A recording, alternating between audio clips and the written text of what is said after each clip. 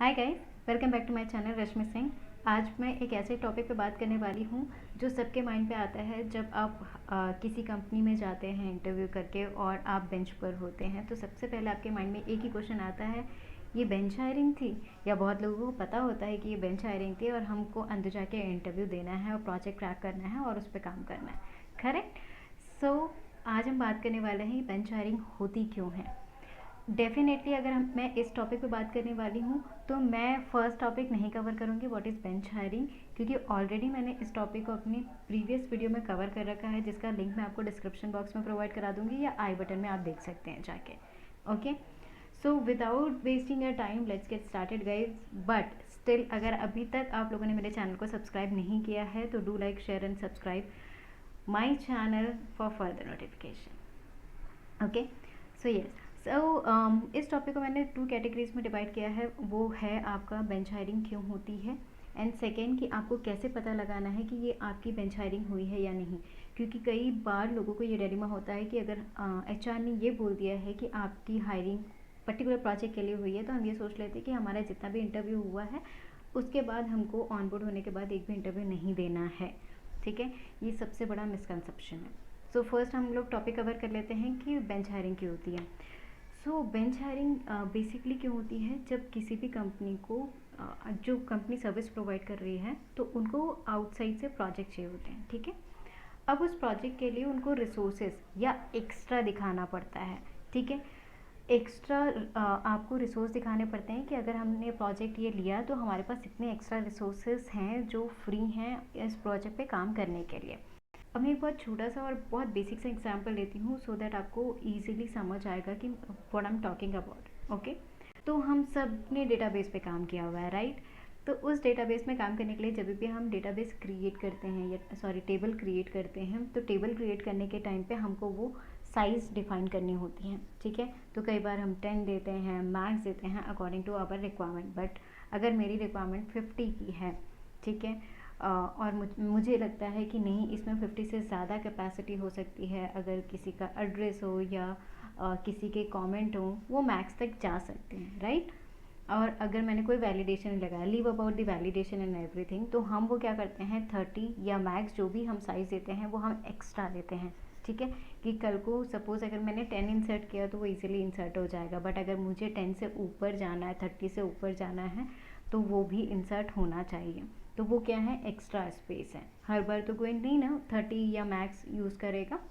सो वो extra space ही हमारे काम आता है when ever be required for particular things. Okay, so company भी सेम वे में फॉलो करती है कि जब भी उनको प्रोजेक्ट चाहिए होता है तो ऐसा नहीं होता है कि गए और प्रोजेक्ट मिल गया आपको। ठीक है, उनको अपने रिसोर्सेज दिखाने होते हैं कि आपके पास डेवलपमेंट के लिए इतने रिसोर्सेज हैं, टेस्टिंग के लिए इतने रिसोर्सेज हैं, मतलब डिफरेंट डिफरेंट कैटेगरीज में आपके पास एक्स्ट्रा रिसोर्सेज है। कंपनी अगर आउटसाइड कंपनी अगर बोल रही है कि मेरे पास ये प्रोजेक्ट है जहाँ पर मुझे 10 या 20 मेम्बर्स चाहिए या कैंडिडेट चाहिए, तो कंपनीज उनको 50 का ऑफ़र करती है या 100 का ऑफ़र करती है, ताकि जाकर उनको वो इंटरव्यू में बैठा सकें, और अगर कस्टमर को पसंद आ रहा है तो दे विल टेक ऑल 20 जो भी उन्हें बेस्ट लगेंगे। तो ये एक्स्ट्रा का कंसेप्ट ही होता है बेंच हायरिंग।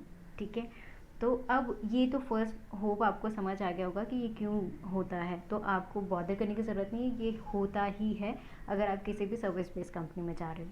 ठीक है, अब आपको पता कैसे लगाना है, सेकंड सेक्शन पे जंप आउट करते हैं। अगर आपको पता नहीं है कि आप बेंच हायरिंग के लिए हैं या किसी प्रोजेक्ट के लिए जा रहे हैं, ठीक है, तो there are 2 things you need to think about it. First, HR बोले या कोई भी बोले कि आपका पर्टिकुलर प्रोजेक्ट के लिए हम आपकी हायरिंग कर रहे हैं, ओके ठीक है फाइन, बट प्रोजेक्ट में भी क्या आपका इंटरव्यू क्लाइंट ने लिया है या नहीं लिया है। कई बार क्या होता है 2 और 3 राउंड्स इंटरनल टीम ले लेती है और बोलती है कि प्रोजेक्ट के लिए इंटरव्यू है, ओके गॉट इट। बट जब आप ऑन बोर्ड होते हो तब आपको बोल दिया जाता है कि इस प्रोजेक्ट में आप बेंच पर हो, again you have to give one more interview which is client round interview. ठीक है, तब वहाँ पे आपको पता चलता है अभी तो आपने बोला था कि ये प्रोजेक्ट के लिए हायरिंग है, ये बेंच हायरिंग नहीं है। Then again they will convince you कि हाँ अभी भी आप प्रोजेक्ट में ही हैं, द ओनली वन थिंग कि आपको एक बार इंट्रैक्ट करना होगा। ठीक है, तो आपको कैसे आइडेंटिफाई करना है कि आप प्रोजेक्ट के पर्टिकुलर प्रोजेक्ट के लिए जा रहे हैं या नहीं। फर्स्ट थिंग, आपको किसी भी ऑर्गेनाइजेशन से एचआर, जब आपका नेगोशिएशन हो जाता है एवरीथिंग कंफर्म, तो आपको एक और चीज़ कंफर्म करनी है। कई बार क्या होता है, जो हमारा इंटरव्यू होता है उसमें इंटरव्यूअर की डिटेल आ जाती है, तो अगर वो सेम डोमेन से बिलोंग करता है, या सेम डोमेन का मतलब है अगर XYZ कंपनी है, अगर उसका वो सेम है मेल आईडी, तो आपका क्लाइंट राउंड नहीं हुआ है। अगर वो डिफरेंट है मतलब आपका क्लाइंट राउंड हो गया है। क्लाइंट राउंड बहुत इजीली समझ आ जाता है।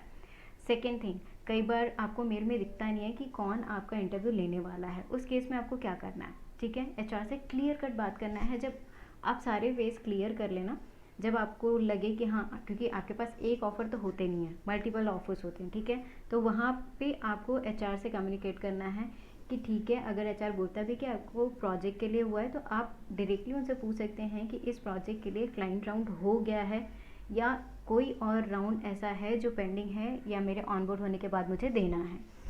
वो क्लैरिटी आप पहले लेके जाएंगे तो आपको बेंच वाला जो फेस है वो इतना नहीं देखना पड़ेगा।